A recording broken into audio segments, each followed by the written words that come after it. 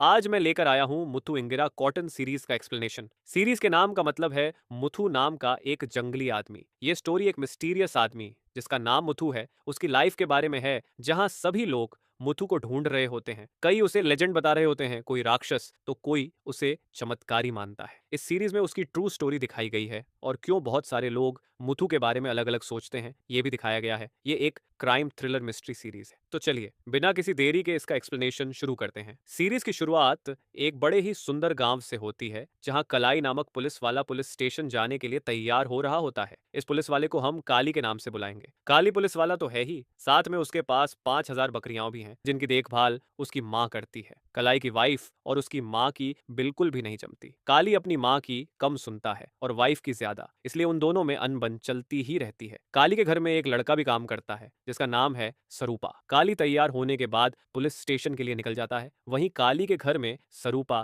काली की माँ से कह रहा होता है, इनमें से एक बकरी मुझे दे दो जो बच्चा देने वाली है। अगर वह बच्चा देगी तो मेरे पास और भी बकरियां हो जाएंगी। देखते देखते मैं अमीर हो जाऊंगा, फिर मेरी शादी भी हो जाएगी, लाइफ सेट हो जाएगी। पर काली की माँ कहती है, तू संभाल लेगा? मुझे नहीं लगता। इसलिए बकरी की साफ सफाई करने के लिए काली की मां सरूपा को ही लगा देती है। काली पुलिस स्टेशन पहुंचता है तो उसे पता चलता है कि 3 साल से इस स्टेशन में एक भी केस नहीं आया है, इसलिए स्टेशन बंद करने का ऑर्डर आ चुका है। वहां जितने भी पुलिस वाले थे सारे डॉक्यूमेंट्स इकट्ठा करके एक जगह रखने लग जाते हैं। तभी काली स्टेशन के एसआई सिद्धार्थ के पास जाता है और कहता है, सर मैं पड़ोस के गांव में जाकर देखता हूँ, वहां कोई पैसे के लिए जेल जाने को तैयार हो जाएगा। दरअसल यहाँ जितने भी पुलिस वाले काम करते थे, खासकर काली, वह इस स्टेशन को छोड़कर जाना नहीं चाहते थे, क्योंकि यहाँ की जॉब एकदम आरामदायक थी। कोई काम नहीं, बस बैठे रहो, खाओ पियो, ऐश करो। काली की यह बात सुनकर एसआई सिद्धार्थ भी उसके साथ चलने के लिए तैयार हो जाते हैं और वे दोनों मिलकर पास के गांव के लिए निकल जाते हैं। पास के गांव पहुंचने के बाद वे एक बूढ़ी अम्मा से बात करते हैं, क्या यहाँ कोई पैसों के लिए जेल जाने वाला मिलेगा? लेकिन वह अम्मा कहती है, अब तो यहाँ कोई नहीं बचा, सभी गांव से बाहर काम ढूंढने चले गए हैं। निराश होकर दोनों जाने लगते हैं। तभी वह अम्मा कह देती हैं, इसके बाप ने इसके लिए बकरी छोड़कर गया, लेकिन यह पुलिस की जॉब में लगा हुआ है। इसीलिए सिद्धार्थ काली से पूछते हैं, तुझे दोनों में से क्या पसंद है, पुलिस की जॉब या बकरी पालना?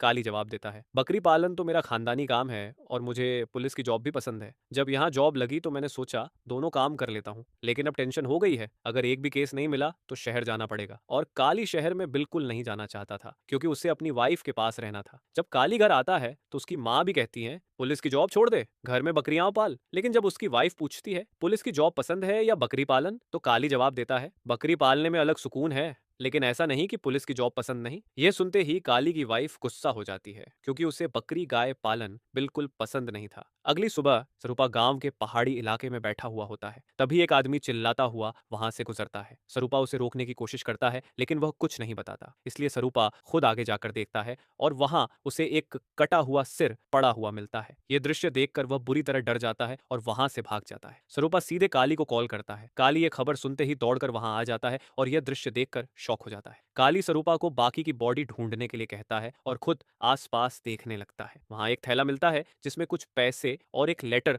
रखा होता है। काली एसआई को कॉल करने की कोशिश करता है, लेकिन वह नशे में धुत पड़ा होता है और फोन नहीं उठाता। फिर काली दूसरे पुलिस वाले तांगा मुड़ी को कॉल करता है और सारी इंफॉर्मेशन देता है, लेकिन तांगा मुड़ी इस गांव में और काम नहीं करना चाहता था, वह शहर जाना चाहता था। तांगा मुड़ी पूछता है, यह सिर किस दिशा में रखा है, पूरब में है या पश्चिम में? क्योंकि अगर पूरब में हुआ तो दूसरे गांव का केस होगा और पश्चिम में हुआ तो हमारे गांव का। काली बताता है, पश्चिम में रखा है। लेकिन जैसे ही कॉल कटती है, काली उस सिर को उठाकर पश्चिम दिशा वाले पत्थर पर रख देता है, क्योंकि वह सिर असल में पूरब दिशा में रखा था। काली इस गांव को नहीं छोड़ना चाहता था, इसीलिए उसने यह चालाकी की। जब सरूपा वापस आता है तो पूछता है, यह सिर यहाँ कैसे आ गया? काली कहता है, यह यहीं रखा था। सरूपा बार बार कहता रहता है, नहीं ये यहाँ नहीं था। तब काली कह देता है, तुझे बकरी चाहिए ना, मैं दे दूंगा, यह सिर यहीं रखा था। सरूपा मान जाता है। कुछ देर बाद एसआई भी वहां पहुंच जाता है और वह लेटर पढ़ता है। लेटर में लिखा होता है, मेरा सिर दफना देना और जो भी दफनाएगा उसे ये पैसे दे देना। वे पैसे 2 लाख रुपए थे। कुछ देर में बाकी पुलिस फोर्स भी आ जाती है और इन्वेस्टिगेशन शुरू हो जाती है। सरूपा को पूरी जगह खोजने पर भी बॉडी कहीं नहीं मिली। पुलिस वालों को भी कुछ खास नहीं मिला, बस एक मरी हुई मछली और कुछ टायर के निशान। इसीलिए पुलिस वाले उस सिर को एक टप्पे में रखकर पोस्टमार्टम के लिए डॉक्टर के पास ले जाते हैं, लेकिन डॉक्टर पोस्टमार्टम करने से मना कर देता है। पूरी बॉडी नहीं है, इसलिए पूरी बॉडी लाने को कहता है। नतीजा ये हुआ कि सभी पुलिस वाले उस सिर को वापस पुलिस स्टेशन ले आते हैं। अगली सुबह काली की अम्मा 2 गाय ले आती हैं। ये काली की वाइफ को बिल्कुल पसंद नहीं आता। वह काली से कहती है, जाओ अपनी अम्मा से बात करो। काली बड़े आत्मविश्वास के साथ जाता है कि माँ को समझा देगा, घर में गाय नहीं रखनी। लेकिन काली की अम्मा कहती हैं, तू मुझे मत सिखा क्या करना है, और गाय का गोबर तेरी पत्नी नहीं साफ करेगी, चिंता मत कर। अवैज आई और काली उस आदमी का फोटो प्रिंट करके सबसे उसके बारे में पूछने लगते हैं, लेकिन किसी को भी उस आदमी के बारे में कुछ पता नहीं। तभी उन्हें गांव का मुखिया मिलता है। पहले तो वह इनकार कर देता है कि उसने इस आदमी को कहीं नहीं देखा, लेकिन जब एसआई प्यार से पूछता है तब मुखिया बताना शुरू करता है। मुखिया बताता है, इस आदमी का नाम मुथु है। मैंने इसे 3 साल पहले यानी 2014 में एक मेले में देखा था। फ्लैशबैक, मेले में मुथु कुछ डांसर्स को लेकर आया था। मुखिया और उसका एक साथी छुप छुप कर उन डांसर्स को देख रहे थे। मुखिया की वाइफ काफी पहले गुजर चुकी थी, इसलिए वह अक्सर मेले में डांसर लड़कियों के साथ वक्त बिताया करता था, लेकिन मुथु उन्हें रोक देता है। मुखिया जिद करता है, लड़कियों को दिखा दो। मुथु कहता है, डांस खत्म होने के बाद देख लेना। मुखिया मान जाता है और मेले से बाहर जाने लगता है। तभी मेले में दो गुटों के बीच झगड़ा शुरू हो जाता है, और ये आखिरी बार था जब मुखिया ने मुथु को देखा था। मुखिया बताता है, वह डांस ग्रुप कनमणि ग्रुप था जो मदुरई से आया था। जब सिद्धार्थ पूछता है कि उस दूसरे आदमी का क्या हुआ, के साथ था, किंतु मुखिया कहता है वह तो कब का गुजर गया। इसके बाद सिद्धार्थ और काली वहां से निकल जाते हैं। काली अपनी वाइफ को एक रेस्टोरेंट में खाना खिलाने ले जाता है और बात करता है कि मुथु के बारे में कुछ पता नहीं चल रहा। जब काली बिल देने वाला होता है तो उसकी वाइफ उसके पर्स से वह फोटो निकालकर रेस्टोरेंट के मालिक से पूछ लेती है, क्या आपने इन्हें कहीं देखा है? रेस्टोरेंट का मालिक फोटो देखते ही कहने लगता है, ये तो मेरे भगवान हैं, आज मैं जो भी कुछ हूँ इन्हीं की वजह से हूँ। 2013 में एक रेस्टोरेंट में एक बुजुर्ग आदमी खाना बना रहा होता है, लेकिन उसका मालिक उसके साथ बहुत बुरा बर्ताव कर रहा होता है। ये देखकर मुथु उस रेस्टोरेंट के मालिक के पास जाता है और पूछता है, ये रेस्टोरेंट बनाने में कितना खर्चा आया था? मालिक बताता है, करीब 2 लाख रुपए। मुथु अपनी गाड़ी के पास जाता है और गाड़ी के पीछे एक सीक्रेट जगह से ढेर सारे पैसे निकालता है, उस मालिक को देता है और कहता है, ये रेस्टोरेंट की जगह के पैसे, रेस्टोरेंट के पैसे, और तुमने इन सालों में जो कमाया उसके पैसे। अब ये जगह छोड़कर चले जाओ। मालिक जाने से मना करता है। तब मुथु कहता है, मैंने 7 लोगों की जान ली है। ये सुनते ही वह मालिक वहां से भाग जाता है और मुथु उस बुजुर्ग आदमी को यह जगह दे देता है। यही आदमी आज इस रेस्टोरेंट का मालिक है। जब उसे पता चलता है कि मुथु अब नहीं रहा तो वह बहुत इमोशनल हो जाता है। काली से मुथु की फोटो मांगकर अपने पास रख लेता है। अब सिद्धार्थ और काली को पता चल गया था कि मुथु की गाड़ी का नंबर केरल का था, यानी मुथु का केरल से कुछ न कुछ कनेक्शन जरूर है। लेकिन पहले दोनों कनमणि डांस ग्रुप का पता लगाने के लिए मदुरई के लिए निकल जाते हैं। मदुरई पहुंचकर जब वे डांस ग्रुप ढूंढते हैं तो उन्हें ग्रुप का मैनेजर मिल जाता है। मैनेजर बताता है, जब तक मणि हमारे साथ थी सब कुछ अच्छा था, जैसे ही उसने छोड़ा हमने ग्रुप भी बंद कर दिया। जब सिद्धार्थ मैनेजर को मुथु की फोटो दिखाता है तो वे तुरंत पहचान जाते हैं। मैनेजर बताता है, 2012 में जब हम एक मेले में डांस परफॉर्म करने गए थे, कुछ लोग लड़कियों को देखने की जिद करने लगे। हमने रोकने की कोशिश की लेकिन वे नहीं रुके। तभी मुथु आया और उसने हमें बचाया। इसके बाद हमने मुथु को डांसर्स की रक्षा के लिए रख लिया, लेकिन उसने 1 साल बाद हमें छोड़ दिया। मुथु बहुत अच्छा आदमी था। मैनेजर वह रूम दिखाता है जहां मनी और उसका डांस ग्रुप रुका करता था। तलाशी लेने पर कुछ फोटोज मिलती हैं, एक मनी की, एक सिचू की और मुथु की एक फोटो जिसमें वह हाथी पर सवार था। सिद्धार्थ वह फोटो अपने पास रखकर अपने एक वेटेरिनरी डॉक्टर को उस हाथी के बारे में पता लगाने के लिए कहते हैं, क्योंकि हर हाथी की एक अलग पहचान होती है। कुछ ही देर में उस हाथी के बारे में पता चल जाता है। सिद्धार्थ काली को केरल चलने के लिए कहते हैं, लेकिन काली बहाना बना देता है, मुझे बकरियों को वैक्सीन लगाने जाना है। इसलिए सिद्धार्थ तांगा मुड़ी को साथ लेकर केरल चले जाते हैं और उस सिर को मॉर्चुरी पहुंचा देते हैं। वहीं दूसरी तरफ रेस्टोरेंट में एक आदमी आता है जो मुथु की फोटो देखकर रेस्टोरेंट के मालिक से पूछता है, आपने इसकी फोटो यहाँ क्यों रखी है? रेस्टोरेंट का मालिक पूछता है, आप मुथु को कैसे जानते हैं? वह आदमी बताता है, 1997 में मुथु मेरी घड़ी की दुकान में काम किया करता था। मुथु घड़ी की दुकान में काम कर रहा होता है। एक आदमी घड़ी ठीक करवाने आता है। घड़ी बहुत महंगी थी। मुथु उसे देखकर कहता है कि इसमें कोई कमी नहीं है, लेकिन वह आदमी जबरदस्ती कहता है, रखो इसे, मैं बाद में आकर ले जाऊंगा। जाते वक्त वह दुकान में एक झोला रख जाता है। जब मुथु वह झोला खोलता है तो उसमें से सोने की बिस्किटें निकलती हैं। मुथु हैरान रह जाता है, लेकिन यह बात उसने अपने मालिक को नहीं बताई। 1 महीने बाद जब वह आदमी वापस आता है, मुथु घड़ी और झोला दोनों निकाल कर दे देता है। मालिक देखता है और पूछता है, यह झोला कहाँ था? तूने मुझे क्यों नहीं बताया? अगर पुलिस आ जाती तो मैं फंस जाता। दुकान छोड़ दे। मुथु दुकान छोड़ देता है। जब उस आदमी को पता चलता है कि मुथु ने एक भी बिस्किट नहीं ली तो वह हैरान रह जाता है और मुथु को अपने साथ मुंबई ले जाता है। वह बताता है, वह बहुत अच्छा और ईमानदार इंसान था। मैंने बाद में बहुत ढूंढा लेकिन कभी मिला नहीं। ये सारी बात रेस्टोरेंट का मालिक काली को बताता है और काली यह सिद्धार्थ को रिले करता है। सिद्धार्थ काली को डांस ग्रुप की सिटू का पता लगाने के लिए कहता है, जो अब एक टेलर का काम कर रही है। सिद्धार्थ उस हाथी के पास पहुंचते हैं। महोट बताता है यह हाथी एक तमिल आदमी के पास था। जब भी वह आता था, हाथी के लिए कुछ न कुछ खाना लेकर आता था। वह 1 साल पहले आया था। बाकी इन्फॉर्मेशन के लिए सिद्धार्थ ट्रस्ट के मैनेजर से मिलते हैं। मैनेजर बताता है यह हाथी गणेशन नाम के एक आदमी ने यहाँ छोड़ा था, जिसका एड्रेस था Narottam Das memorial trust, Amravati. Kerala police Siddharth को विनय नाम के एक ऑफिसर का नाम देती है और कहती है कि वह मदद करेगा, लेकिन विनय कुछ दिनों तक बिजी रहता है। इसलिए सिद्धार्थ और तांगा मुड़ी कुछ दिनों के लिए केरल में ही रुक जाते हैं। दूसरी तरफ काली मुथु की फोटो लेकर आसपास के गांवों में ढूंढने लगता है। वहां उसे पता चलता है कि मुथु एक गांव से दूसरे गांव घूमता था, लोगों से गोबर लेता था और बदले में ढेर सारे पैसे देता था। जब कोई पूछता गोबर के बदले पैसे क्यों, तो मुथु कहता मैं बिजनेसमैन हूँ, शहर के लोगों को गोबर बेचता हूँ जो वे अपने पेड़ पौधों में डालते हैं। लेकिन बाद में गांव वालों को पता चला कि मुथु उस गोबर को अगले गांव में जाकर खाली कर देता था। उसे 1 रुपया भी नहीं कमाता था। लोग उसे अपना भगवान मानने लगे थे। यह रहस्य कि मुथु ऐसा क्यों करता था, किसी को समझ नहीं आया। अगले दिन सिद्धार्थ उस ट्रस्ट पहुंचते हैं। वहां जाकर पता चलता है कि मुथु इस ट्रस्ट का मैनेजर हुआ करता था। एक फोटो मिलती है जिसमें वही आदमी दिखता है जो घड़ी की दुकान में आया था, शिवेंद्रन। उसने अपने पिता की याद में यह ट्रस्ट शुरू किया था। शिवेंद्रन 2009 के करीब यहां से चला गया था। अब यह ट्रस्ट एमएलए बेनी, चालाकुडी और उनकी बहन, जो एक इंजीनियरिंग कॉलेज की प्रिंसिपल है, चला रहे हैं। सिद्धार्थ को यह भी पता चलता है कि 2006 में इस ट्रस्ट पर एक गैंग के द्वारा बम हुआ था। इसकी डिटेल्स भी सिद्धार्थ पुलिस रिकॉर्ड से मांग लेता है। 2011 का एक सीन दिखाया जाता है। मुथु अपनी गाड़ी में जा रहा होता है कि तभी कुछ लोग उसे घेर लेते हैं और उससे सारे पैसे छीन लेते हैं। लेकिन मुथु उन्हें कुछ नहीं कहता, बल्कि जाते जाते वह और पैसे उनके हाथ में रख देता है। सिद्धार्थ को उस ब्लास्ट केस की जानकारी मिलती है जिसमें जॉनी उर्फ राजू और उसके 5 साथियों को 14 साल की सजा हुई थी। इस केस के गवाह थे पस्टिन, किब्रू, मुथु उर्फ कर्तन और शिवेंद्रन। पनी की बहन जैसी अपने कामों में बिजी है, 2 दिन बाद मिलने को कहती है। पनी भी कॉल नहीं उठाता। अब तक सिद्धार्थ को मुथु के बारे में जो इन्फॉर्मेशन मिली है वह कुछ इस तरह है। 1997 में मुथु घड़ी का काम करता था। 2005 में वह हाथी चलाता था। 2006 में वह उस ट्रस्ट का मैनेजर था। 2012 में गोबर का काम करता था। 2013 से 14 में वह डांस ग्रुप में ड्राइवर और बॉडीगार्ड था। लेकिन सबसे बड़ा सवाल यह था, मुथु इतने पैसे लाता कहां से था? उसने रेस्टोरेंट वाले को 10 लाख रुपए दिए, गोबर लेकर पैसे देता था। ये सब पैसे आते कहां से थे? अगर यह पता चल जाए तो कातिल तक पहुंचना आसान हो सकता है। इसीलिए सिद्धार्थ केस के सभी गवाहों का पता लगाने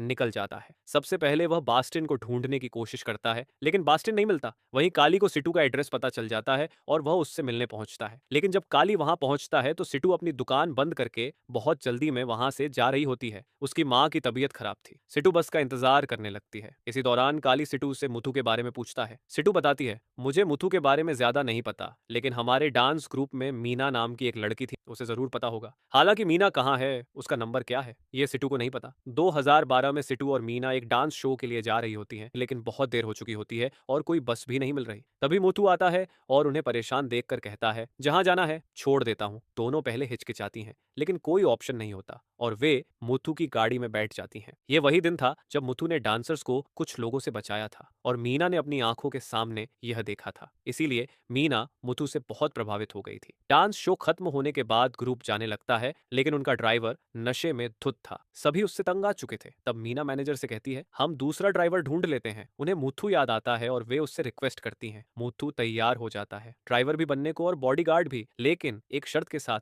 मेरे बारे में मैं कहां जाता हूं, क्या करता हूं, कभी मत पूछना। मीना और बाकी सब उसकी यह शर्त मान लेते हैं। इस तरह मुथु उनका ड्राइवर और बॉडीगार्ड बन जाता है। तभी सिटू की बस आ जाती है और वह चली जाती है। काली यह सारी बात सिद्धार्थ को बताता है। सिद्धार्थ कहता है, सिटू हमारे हाथ से नहीं जानी चाहिए, उससे और जानकारी निकालो। वहीं जब बेनी को पता चलता है कि कुछ पुलिस ऑफिसर्स उससे मुथु के बारे में पूछने आए हैं, तो उसे भी मुथु के साथ बिताए दिन याद आ जाते हैं। बेनी का टिम्बर का बिजनेस था। 2012 में जब वे लोग जंगल में होते हैं, तब वही हाथी जो सीरीज की शुरुआत में दिखाया गया था, लोगों पर हमला करने वाला होता है। फॉरेस्ट डिपार्टमेंट की टीम उस पर गोली चलाने वाली होती है। तभी मुथु आ जाता है और उस हाथी को शांत करके अपने साथ ले जाता है। दूसरी तरफ काली की वाइफ को काली की चाची गोबर साफ करने के लिए कहती है, क्योंकि उसकी सास नहाने गई थी। लेकिन काली की वाइफ गोबर साफ नहीं करती और दूर खड़े होकर देखने लगती है। उसकी सास गोबर के आसपास से जाने लगती है। वह अपनी सास के फिसलने का इंतजार कर रही होती है। तभी सास का पैर गोबर में पड़ता है और वह नीचे गिर जाती है। है, जिसे देखकर काली की वाइफ जोर जोर से हंसने लगती है। वहीं काली भी सिटू के पीछे पीछे पहुंच जाता है। यहाँ सिटू बताती है कि हमारी लाइफ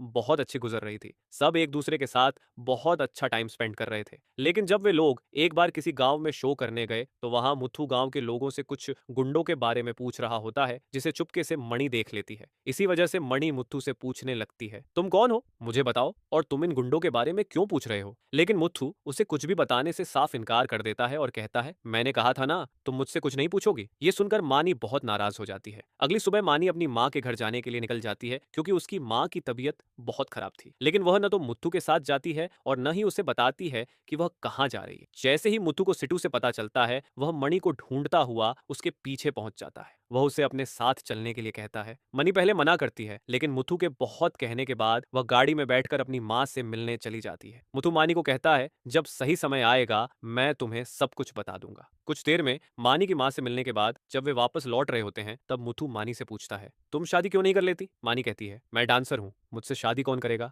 फिर मनी डायरेक्टली मुथु से कह देती है, तुम अपनी दाढ़ी कटा लो, मैं तुमसे शादी कर लूंगी। यहाँ से दोनों एक दूसरे से छुप छुप कर मिलना शुरू कर देते हैं। इस बीच मनी फिर से मुथु से उसके बारे में पूछने की कोशिश करती है, लेकिन मुथु इस बार भी कुछ नहीं बताता। एक दिन सिटू मुथु और मानी को एक साथ देख लेती है। सिटू को लग रहा होता है कि मानी बस मजाक मस्ती कर रही है। उसे नहीं पता था कि मानी मुथु से सच में प्यार कर बैठी है। इसलिए सिट्टू मानी को समझाती है, मुथु के इतने करीब मत जाओ। मानी कहती है, मैं उससे प्यार करती हूँ और यह सबको बता सकती हूँ। ये सब बाहर खड़ा मुथु सुन रहा होता है। इसके बाद सिट्टू वहां रहना बंद कर देती है। मानी तो मुथु के प्यार में पूरी तरह डूब चुकी थी। जब वे लोग एक मेले में गए थे तो वहां एक डबल मर्डर हो गया था, जिसकी वजह से ऑर्गेनाइजर्स ने प्रोग्राम करने से मना कर दिया और उसी के बाद मुथु ने यह डांस ग्रुप छोड़ दिया था। तभी काली को फोन आता है कि उसकी माँ गिर गई है। काली भागता हुआ घर आता है और देखता है कि उसकी माँ दर्द से चिल्ला रही है और वहीं उसकी वाइफ उसकी माँ का वीडियो बनाते हुए खुश हो रही है। वहीं सिद्धार्थ को आसपास कुछ मिल नहीं रहा था, क्योंकि ड्राई डे था, इसलिए वे बेनी से मिलने का प्लान बनाते हैं और तुरंत निकल जाते हैं। लेकिन रास्ते में उन्हें एक आदमी मिलता है जो अपना इंतजाम कर रहा था। सिद्धार्थ वहां जाकर उससे थोड़ा मांगता है और साथ ही मुथु के बारे में भी पूछता है।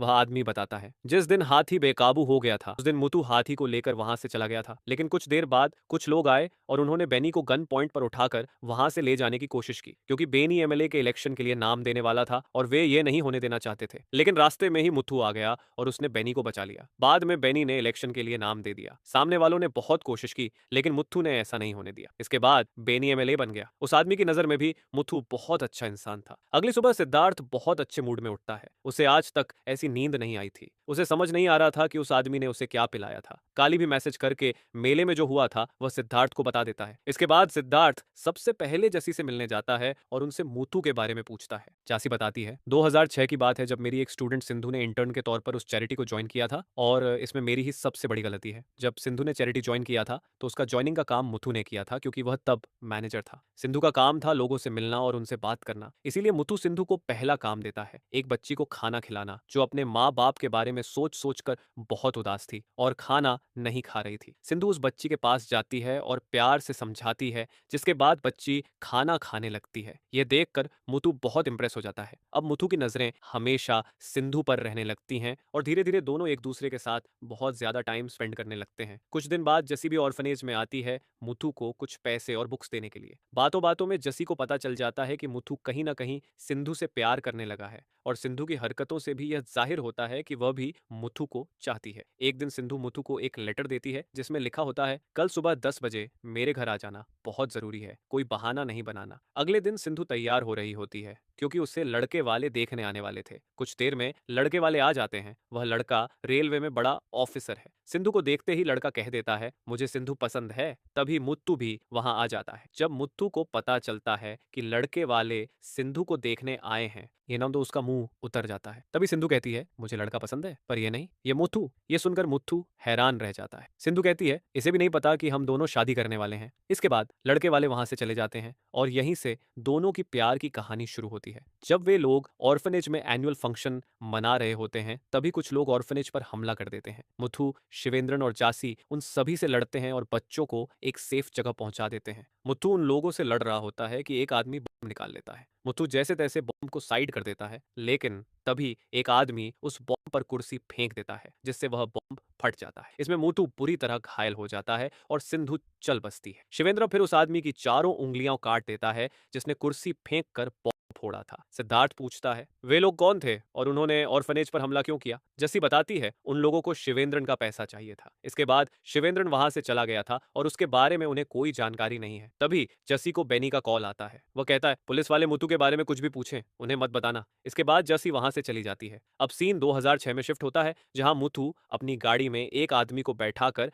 ले जा रहा होता है। वह आदमी बताता है, मैं पहले बहुत हेरा फेरी का काम किया करता था। इसी के चक्कर में एक बार एयरपोर्ट पर शिवेंद्रन को लेने गया था। जब शिवेंद्रन मेरे साथ गाड़ी में आ रहा था तब कुछ लोगों ने हम पर हमला कर दिया। शिवेंद्र ने उन सबको अच्छा सबक सिखाया। बाद में शिवेंद्र ने मुझे कहा, यह हेरा फेरी का काम छोड़ दो। तब से मैंने वह काम छोड़ दिया और शिवेंद्रन के साथ आ गया। वहीं काली पुलिस स्टेशन से घर लौटता है तो उसकी माँ बहुत रो रही होती है क्योंकि काली की वाइफ ने उसकी माँ का वीडियो सब जगह वायरल कर दिया था। ये देखकर काली बहुत नाराज हो जाता है और अपनी वाइफ से कहता है, तुमने मेरी जिंदगी मुश्किल बना दी है। फिर वह वापस पुलिस स्टेशन चला जाता है और वहीं जाकर सो जाता है। कुछ देर बाद स्टेशन में एक आदमी आता है और कहता है, मैं इस आदमी को जानता हूँ। वह बताता है, मैंने इसे एक मेंटल हेल्थ हॉस्पिटल में देखा था। काली पूछता है, तुम वहां क्या कर रहे थे? वह बताता है, मैं भी वहीं था। काली उसकी बात में इंटरेस्ट नहीं लेता। उसे लगता है यह बेकार की बातें कर रहा है। लेकिन जब वह आदमी जोर देकर कहता है, मैं अब माँ बिल्कुल ठीक हूँ, मेरी बात का विश्वास कीजिए, तो काली ध्यान से सुनने लगता है। देर रात जब काली घर आता है तो देखता है कि उसकी वाइफ घर में नहीं है। काली की माँ बताती है, तुम्हारी पत्नी गुस्से में अपने माँ बाप के घर चली गई है। काली परेशान हो जाता है। दूसरी तरफ बेनी को उसका एक आदमी एडवाइस देता है, जो भी बातें मुथु की पुलिस रिकॉर्ड में लिखी हैं वही बताना। उसे आगे कुछ भी तमिल पुलिस को मत बताना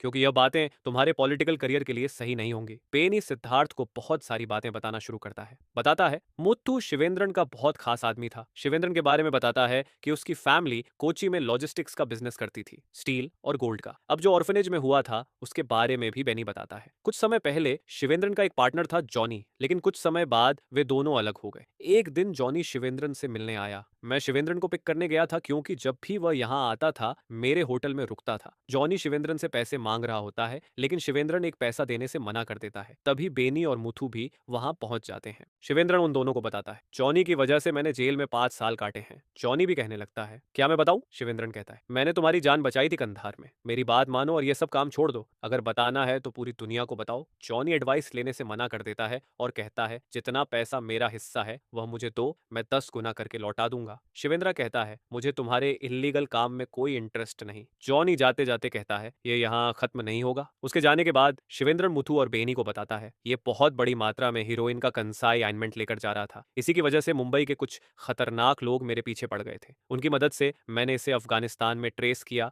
लेकिन पाकिस्तान के लोगों ने मुझे पकड़ लिया। इसी वजह से मुझे 4 साल तिहाड़ जेल में काटने पड़े। इस सब में मैंने अपना पूरा परिवार खो दिया। अब मेरे पास सिर्फ तुम हो मुथु और वह ऑर्फनेज के कुछ बच्चे। इसके बाद शिवेंद्र ने जॉनी के खिलाफ पुलिस में कंप्लेंट करने की कोशिश की, लेकिन जॉनी के पीछे बड़े लोगों का हाथ था, इसलिए पुलिस ने केस नहीं लिया। इसी के बाद गुस्से में आकर जॉनी ने ऑर्फनेज पर हमला कर दिया। उस घटना में मुथु बुरी तरह घायल हो गया था। जब उसे सिंधु के जाने के बारे में पता चला तो वह पूरी तरह टूट गया, बहुत उदास रहने लगा और खुद को खत्म करना चाहता था। इसलिए शिवेंद्रन बहुत समय तक केरल में रुककर मुथु को अपने बच्चे जैसे रखता था। शिवेंद्रन मुथु को बताता है, जॉनी को 14 साल की सजा हुई है, लेकिन इस सजा से सिंधु वापस नहीं आएगी। इसलिए शिवेंद्रन मुथु को समझाता है, तुम्हारी लाइफ हमारे लिए और इन बच्चों के लिए बहुत इंपॉर्टेंट है। वहीं दूसरी तरफ जॉनी ने शिवेंद्रन को नुकसान पहुंचाने के लिए एक गैंग बना ली। इसी वजह से शिवेंद्रन जॉनी से मिलने के लिए जेल में गया था। शिवेंद्रन उसे समझाने की कोशिश करता है, अपनी जिद छोड़ दे, इल्लीगल काम बंद कर और मुझे नुकसान पहुंचाने का मत सोचना। ये मत समझ कि मैं तुझसे डर गया। बस इतना जान ले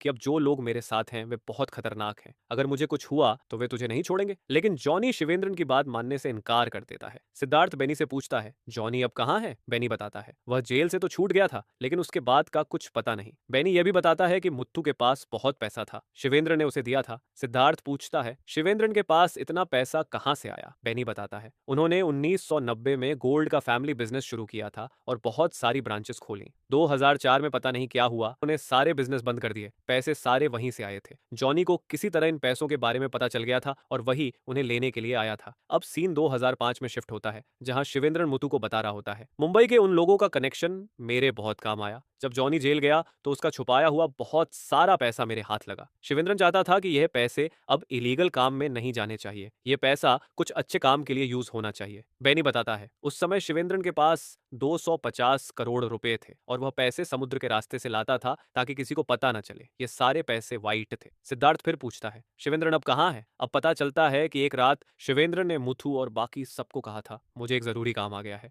मुझे बाहर जाना पड़ेगा, कुछ महीनों तक मुझसे कांटेक्ट मत करना। अगर 3 महीने में वापस नहीं आया तो समझ लेना मैं जा चुका हूं, लेकिन याद रखना पुलिस के पास मत जाना और फ्रिज का वैसे ही ध्यान रखना जैसे रखते आए हो। सिद्धार्थ बेनी से बस्टिन का नंबर मांगता है, वही बस्टिन जो ऑर्फनेज केस में गवाह बना था। बेनी कहता है, उसके बारे में भी कुछ नहीं पता, जब मुथु और शिवेंद्रन गए तब वह भी कहीं चला गया। जासी और बेनी से बात करने के बाद सिद्धार्थ को समझ आ जाता है कि यह लोग कुछ छुपा रहे हैं, पूरी बात नहीं बता रहे। तभी ऑर्फनेज से सिद्धार्थ को कॉल आता है, कोई तमिल लड़की है जो मुथु के बारे में पूछ रही है। ये सुनते ही सिद्धार्थ एकदम हैरान रह जाता है। अब सीन 2009 का दिखाया जाता है, जहां एक आदमी जेल से छूटता है। कुछ लोग उसे बोर्ड के पास लेकर आते हैं और वहां उसे एक गन और एक फोटो देते हैं। शिवेंद्रन के ऊपर निशान बना होता है। अब सीन 2014 में शिफ्ट होता है, जहां मणि के घर में एक अनजान आदमी आता है और मुथु के बारे में पूछने लगता है। मणि उसे देखकर बहुत गुस्सा हो जाती है और घर से बाहर निकालने के लिए कहती है। वह आदमी चला तो जाता है, लेकिन जाते जाते कहता है, मुथु मुझे बहुत अच्छे से जानता है, पर तुम मुथु को अच्छे से नहीं जानती। मानी ऊपर से देखती है। वह आदमी मुथु से कुछ बातें कर रहा होता है। जब मुथु घर में आता है तो मानी गुस्से में पूछने लगती है, तुम कौन हो?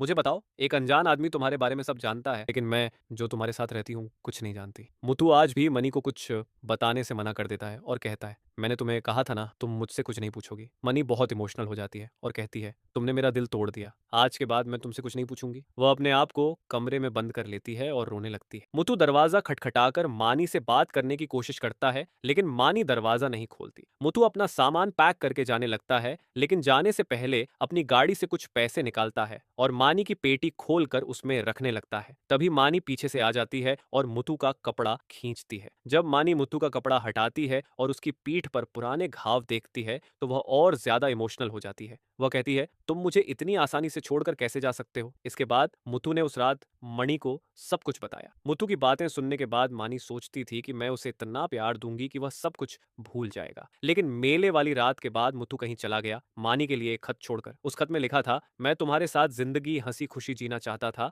लेकिन मुझे अभी एक जरूरी काम करना बचा है। डर है कहीं मेरे दुश्मन तुम्हें नुकसान न पहुंचाए, इसीलिए मैं तुम्हें छोड़कर जा रहा हूं। मेरा इंतजार मत करना, मैं तुम्हें हमेशा याद करूंगा। अब पता चलता है कि ऑर्फनेज में वह तमिल लड़की मानी ही आई हुई है। मुथु ने जो पैसे मानी को दिए थे वह पैसे मानी जासी को दे रही होती है ताकि ऑर्फनेज में रहने वाले बच्चों की मदद हो सके, लेकिन जासी वह पैसे लेने से मना कर देती है और कहती है, यह पैसे मुथु ने तुम्हें दिए थे, यह उसकी इच्छा थी, तुम ये रख लो। तभी वहां सिद्धार्थ भी आ जाता है। मनी बताती है, डांस ग्रुप छोड़ने के बाद मुथु कहाँ गया मुझे नहीं पता, लेकिन कुछ साल पहले एक आदमी मुथु को ढूंढता हुआ आया था और उसने एक एड्रेस दिया था। वह एड्रेस मनी सिद्धार्थ को दे देती है। यह एड्रेस बस्टिन का होता है। बस्टिन लॉयर है। वहीं दूसरी तरफ काली भी मेंटल हेल्थ हॉस्पिटल पहुंच जाता है मुथु के बारे में इंफॉर्मेशन लेने के लिए। डॉक्टर मुथु की फाइल काली को दे देते हैं। डॉक्टर बताते हैं, इसे बचपन की सारी चीजें याद थीं, लेकिन बाद की सब चीजें भूल गया था। जरूर कुछ ऐसा हुआ होगा जिसकी वजह से इसे गहरा सदमा लगा। एक दिन यह दीवार से कूदकर भाग गया। हमने पुलिस कंप्लेंट भी की, लेकिन कोई पता नहीं चला।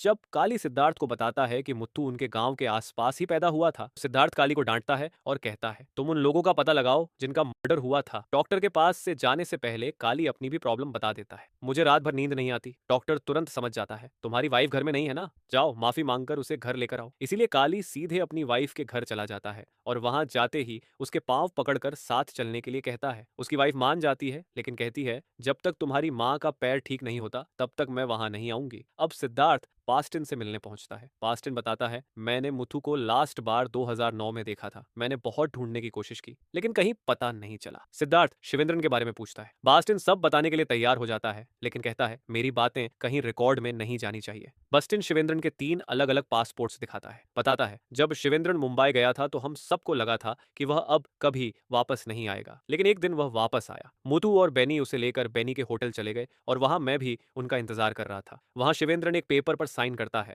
लास्ट विल का, जिसमें लिखा था, मेरे जाने के बाद मेरी सारी प्रॉपर्टी मुथु और नरोत्तम दास मेमोरियल ट्रस्ट को दे दी जाएगी। शिवेंद्र मुथु को बताता है अब हमें और भी सेफ रहना पड़ेगा। मुंबई के लोगों ने बताया है कि जॉनी पूरी तरह बेकाबू हो चुका है, वह किसी भी हद तक जा सकता है। तभी किसी ने शिवेंद्रन पर गोली चल दी। मुथु उन लोगों का पीछा करता है लेकिन वे गाड़ी पकड़कर भाग जाते हैं। जब मुथु वापस आता है तो शिवेंद्रन कहता है मेरे जाने के बाद ये सब यहीं खत्म हो जाना चाहिए, तुम आगे कुछ नहीं करोगे, बदले की आस में कभी मत रहना। इसके बाद शिवेंद्रन चल बसता है। इसके बाद मुथु को लगने लगता है अगर यहाँ और रहा तो मैं घुट घुट कर खत्म हो जाऊंगा, इसलिए मुथु तमिलनाडु जाने का फैसला कर लेता है। जाने से पहले बेनी मुथु को वार्न करता है, तुम्हें याद है ना शिवेंद्रन ने कहा था आगे कुछ नहीं होना चाहिए। मुथु कहता है नहीं नहीं, मैं तो बस अपने सुकून के लिए जा रहा हूँ। साथ ही बेनी मुथु को शिवेंद्रन के दिए हुए उसके हिस्से के पैसे लेने के लिए कहता है, लेकिन मुथु मना कर देता है। इसीलिए बेनी ने चुपके से जाने से पहले मुथु की गाड़ी के पीछे सारे पैसे रख दिए थे और यहाँ से जाने से पहले ही मुथु अपना हाथी महूट को दे चुका था। वहीं काली को एक आदमी से पता चलता है, पुन्नू मेरी पट्टी के पास मरिमाना टेम्पल फेस्टिवल के दिन 2 लोग खत्म हो गए थे, मुक्कारासु जो उस गांव का मुखिया था और उसका भाई तड़िया। वे 3 भाई थे और तीनों ने गांव को बहुत परेशान कर रखा था। अब काली उनके तीसरे भाई सिंगल सोला रावी के यहाँ पूछताछ के लिए चला जाता है। जब काली उसे मुथु का फोटो दिखाता है तो सिंगल उसे नहीं पहचानता। वह कहता है मैं वहां नहीं था, अगर होता तो उस दिन मंजर कुछ और होता। फिर वह अंदर से अपने चाचा को बुलाता है और मुथु का फोटो दिखाता है। फोटो देखते ही उसके चाचा चिल्लाने लगते हैं, अरे यही था वह जिसने उन्हें मारा। सिंगल बहुत गुस्सा हो जाता है, लेकिन जब उसे पता चलता है कि मुथु अब नहीं रहा तो वह और निराश हो जाता है, क्योंकि सिंगल मुथु को अपने हाथों से खत्म करना चाहता था। तमिलनाडु आकर काली और सिद्धार्थ सबसे पहले उस मुखिया के पास जाते हैं जिसने शुरुआत में मुथु की जानकारी दी थी। जब सिद्धार्थ पूछता है तुमने हमें क्यों नहीं बताया कि उसने 2-2 किए थे, तो मुखिया हंसते हुए कहता है हाँ हाँ, आप तो सच में पुलिस वाले निकले। सिद्धार्थ मुखिया को अब सच सच बताने के लिए कहते हैं, लेकिन मुखिया अभी भी कहता है मुझे पता होता तो मैं खुद आकर बता देता। तभी मुखिया के पास वह दूसरा आदमी भी आ जाता है जिसके बारे में मुखिया ने कहा था वह तो कब का चल बसा। सिद्धार्थ और काली पूछते हैं मतलब तुमने हमें सब झूठ बताया। अब सीन फ्लैशबैक में जाता है। मंदिर की पूजा की रात जो मेला लगा था वहां मनी डांसे कर रही होती है। दूसरी तरफ मुथु के पास एक आदमी आता है और कहता है मनी को मेरे पास 1 घंटे के लिए भेज देना। ये बोलकर वह वहां से चला जाता है। तभी मुखिया आता है और मुथु से पूछता है क्या कह रहा था। पक्का लड़की को भेजने के लिए कह रहा होगा, लेकिन उसे मत भेजना। मुथु पूछता है यहाँ का बड़ा गुंडा है क्या। मुखिया बताता है पैसों के लिए जान लेता है, एक बड़ी राइफल रखता है। ये सुनकर मुथु के मन में कहीं शक जाग जाता है, कहीं यह वही आदमी तो नहीं जिसने शिवेंद्रन को मारा था। मुखिया फिर उसके बड़े भाई मुक्कारासु के बारे में भी बताता है। यह लोगों को मारने की सुपारी लेता है। इसके बाद मुखिया फिर लड़की भेजने के लिए कहता है। मुथु कहता है तीसरे गाने के बाद भेज दूंगा। फिर मुखिया और उसका साथी साइड में चले जाते हैं। वहां बैठकर मुखिया मुक्कारासु और उसके भाई तड़िया को देखते हुए कहता है ये लोग जाते क्यों नहीं। दरअसल मुखिया की बेटी इन लोगों की खदान में काम करती थी, लेकिन उन लोगों ने उसके साथ बहुत बुरा किया, जिसकी वजह से उस को खत्म कर लिया। मुखिया किसी भी हालत में उन्हें सबक सिखाना चाहता था। तभी मुखिया देखता है कि कोई पीछे से पटाखे जला रहा है। ये तड़िया होता है। तभी वहां मुथु आ जाता है। तड़िया मुथु को देखकर कहता है जा लड़की को लेकर आ। मुथु कहता है मैं उससे शादी करने वाला हूँ, लेकिन तड़िया नहीं मानता, पहले तू ले जा। मुथु तड़िया को देखता रहता है, जिससे तड़िया भड़क जाता है और मुथु पर हाथ उठा देता है। इसके बाद मुथु तड़िया की अच्छी खबर लेता है। तड़िया पूछता रहता है तू है कौन। मुथु कहता है शिवेंद्रन को जानता है। ये बोलने के बाद मुथु उसे खत्म कर देता है। ये सब मुखिया और उसका साथी दूर से देख रहे होते हैं। बाद में मुथु ही दूर से पत्थर फेंकता है, जिसकी वजह से 2 गुटों के बीच झगड़ा शुरू हो जाता है। मुक्कारासु के सभी लोग देखने जाते हैं कि क्या हो रहा है। तब मुथु वहां आता है और मुक्कारासु को भी खत्म कर देता है। यह देखकर मुखिया को बहुत राहत मिलती है। जब मुथु वहां से जाने लगता है तो मुक्कारासु के लोग उसके पीछे दौड़ने लगते हैं। इसीलिए मुथु बड़े स्टाइल में स्काई शॉट के पटाखे जलाकर फेंकता है, जो उन लोगों को जाकर लगने लगते हैं। अब एक सीन में दिखता है कि मुथु एक आदमी से किसी काम के लिए रिक्वेस्ट कर रहा होता है। वह आदमी कहता है मैंने वह काम छोड़ दिया है, लेकिन मुथु कहता है एक आखिरी बार मेरा काम कर दो,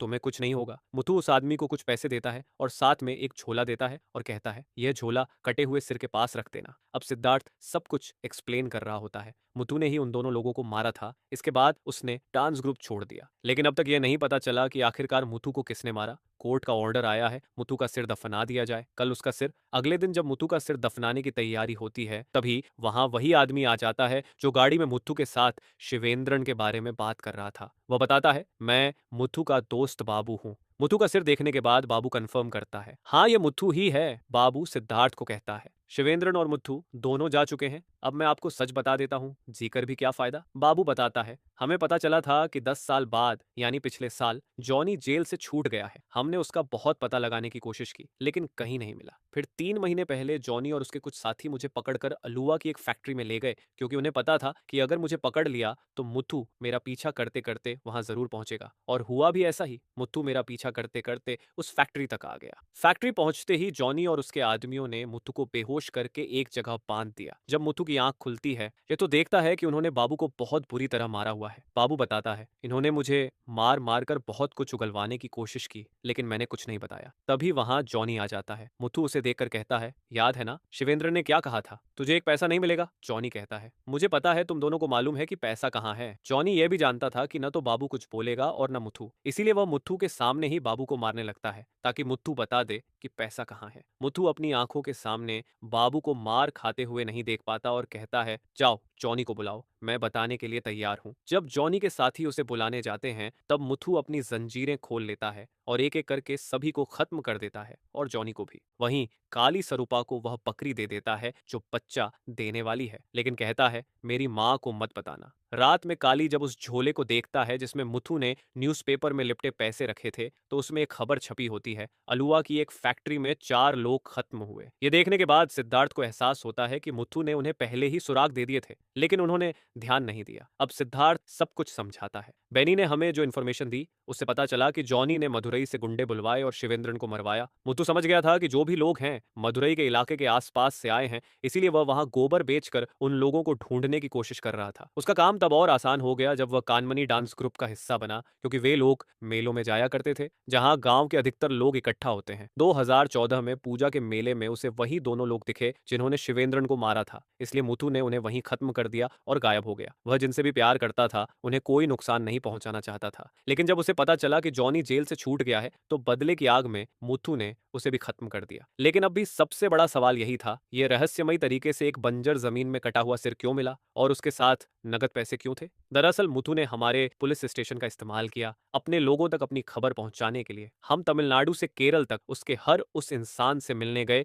जो उसका खास था, और उन्हें जाकर बताया कि मुथु अब नहीं रहा। जॉनी के आदमी और सिंगल यह खबर सुनकर उसकी तलाश बंद कर देंगे, और इस तरह मुथु ने मनी की भी रक्षा की। एक सवाल यह भी था, मुथु मेंटल हॉस्पिटल क्यों गया था? क्या मुथु ने अपना सिर खुद काटा था? और बाकी का शरीर कहाँ है? ये एक अनसॉल्व्ड मिस्ट्री है। इसके बाद सभी सरूपा से कहकर मुथु का सिर दफना देते हैं। सिद्धार्थ सरूपा को मुथु के रखे हुए पैसे लेने के लिए कहते हैं। सरूपा पहले बहुत मना करता है, लेकिन सिद्धार्थ के समझाने के बाद वह पैसे ले लेता है। सभी जाने लगते हैं। तभी सिद्धार्थ को एक ड्राइंग दिखती है जिसमें लिखा होता है, माँ, मुथु, पापा। ये देखकर सिद्धार्थ हैरान रह जाता है। बाबू भी वहां से इमोशनल होकर चला जाता है। अब सीन शिफ्ट होता है, जहां दिखता है कि मानी को एक बच्चा हुआ है। ये मुथु और मानी का बच्चा है। यहीं पर इस सीरीज का पहला सीजन खत्म होता है। कुछ सवाल इस सीजन में अनसुलझे रह गए हैं। उम्मीद है कि सेकंड सीजन जल्दी आएगा। मैंने पहली बार किसी सीरीज को एक्सप्लेन करने की कोशिश की है। प्लीज कमेंट करके जरूर बताइएगा आपको ये एक्सप्लेनेशन कैसा लगा, और ऐसी ही बेहतरीन मूवीज और सीरीज का एक्सप्लेनेशन देखने के लिए हमारे चैनल को सब्सक्राइब कर लीजिए।